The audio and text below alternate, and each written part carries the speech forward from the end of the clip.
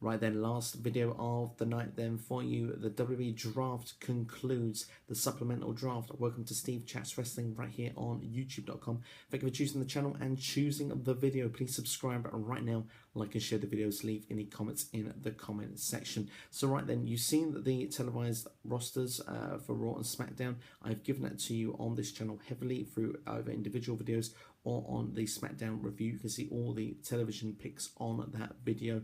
This is the supplemental draft, then starting with Raw, and then we'll move on to SmackDown. So Raw goes on to pick the Golden Truth, Titus O'Neil. Now for me, looking at those, both of them are a little bit surprising because I expected the Golden Truth to be on SmackDown, if I'm being brutally honest. Titus O'Neil I think would have been more handy for the mid-card area of SmackDown, but he's on Raw, and you never know, some of the guys that are seen as current mid-carders like Kevin Owens and Sami Zayn might move more towards the top, even Finn Balor. This might leave a space in the middle of the card for Titus O'Neil to maybe still make a headway against maybe someone like Rusev down the line. We'll have to wait and see. Paige, of course, already done a video on this, but Paige separated from Alberto Del Rio on rosters, so very interested, but I'm sure she'll be at least happy to be on the main women's wrestling roster, which will be Raw. Darren Young with Bob Backlund is a part of the Raw roster. I must admit, I did expect him to be on SmackDown for the same reasons again, for that mid-card area, but he could maybe blossom on Raw. We'll have to wait and see. Sin Cara is on Raw. I expected him to be on SmackDown as well. It's really weird, actually. I'm getting a few of these little bit correct. I imagined Kalisto would have been on Raw of the two of them, as they can have the Cruiserweight Championship, but I guess they see Kalisto still in his own right for an actual mid-card championship rather than actually going for the Cruiserweight belt. Maybe Sin Cara will be the one doing that instead. We'll have to wait and see. Jack Swagger on Raw. This one I did expect. The Dudley Boys as well. I expected that also. I think they will work well for Raw. Mark Henry. He's still around, is he? Probably not for a lot longer, but he is part of the Raw roster. Summer Rae is on Raw as well, which I thought was quite surprising, as well as Alicia Fox as well. I'm surprised both of them were there, as Carmella was picked for SmackDown. I think she would have been perfect for Raw, along with Enzo and Big Cass as well. So a bit of a surprise that those two were given there. Braun Strowman officially breaks up the Wyatt family. He is a part of Raw. I guess a singles push is mercifully on its way. I'm not sure if I'm looking forward to that just yet, but let me your thoughts in the comments below. Dana Brooke is going to still be with Charlotte. She is a part of the Raw roster.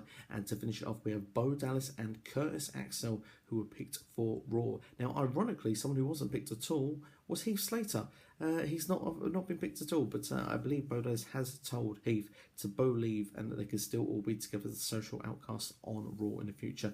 I'm pretty sure that's probably going to happen, but you never know. You might find Heathy Baby on SmackDown. We'll have to wait and see. But speaking of SmackDown, let's give you the SmackDown supplemental draft. Then the Usos kick off the supplemental draft.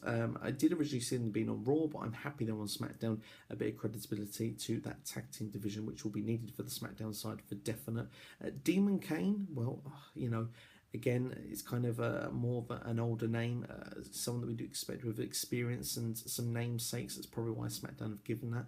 Kalisto, again, I think that they're probably going to use him for their mid-card against The Miz, perhaps at some point down the line.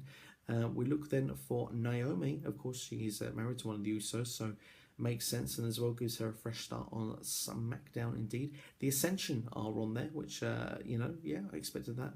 Seems pretty legit. They're probably going to be the jobbers on SmackDown, so yeah, why not? They'll be fed to America now for no problem. Zack Ryder is our next choice. I feel like that one kind of works. Mojo Rawley is a SmackDown pick. I'm not a fan of Rawley at all. Maybe this means the Hype Bros will be coming as a team in SmackDown. Maybe as well, Ryder will be doing his own thing at times as well. Apollo Crews. This is a great draft pick and a great position for him in SmackDown. A great way, less pressure on him, and a good way for him to make his name. So I'm quite happy that we see Apollo Crews on SmackDown. Alexa Bliss is the next one. Now, I'm extremely happy about this. She's a very, very good talker on the mic. She's pretty decent in the ring as well, and I think SmackDown is a good place for her to start her women's wrestling career on the WWE main stage. And I think actually she's going to actually surprise a few people. I expect maybe at some point a good little feud with maybe Becky Lynch. I reckon that could go down quite a treat. I look forward to seeing that on WTV. Breezango is the next duo, Tyler Breeze and Fandango. Yeah, I'm feeling that. I kind of see them on SmackDown. I think that one can kind of work, and I think actually they might actually not do too bad on the SmackDown brand, looking at the teams that are around them. Eva Marie. where to begin. I've done a video on this already, so you can see my thoughts on Eva Marie being on SmackDown. But if she's going to be on any brand, SmackDown, yeah, that's the place for her. The Vaudevillains, they almost forgot the Vaudevillains, but yeah, they're on SmackDown. And good to see them there. I think that they might be okay in that position as well. Probably the right brand for them to be on. Eric Rowan as well is a part of the SmackDown brand. And we're going to finish off with Carmella. So that is the SmackDown brand for you there, and the Raw brand there, the supplemental drafts. Let me know what you think in the comments section there. You now know my feelings on it as well. Subscribe to the channel right now, and that has been the WWE Draft 2016. For more WWE news through the week, I'm sure there'll be plenty of it. I'll bring it for you on this channel. Don't forget, later in the week, also be bringing you the podcast on here, as well as the WWE Battleground predictions. So look forward to that. Subscribe in the meantime, and thank you for watching Steve Chats Wrestling, #SCW here on YouTube.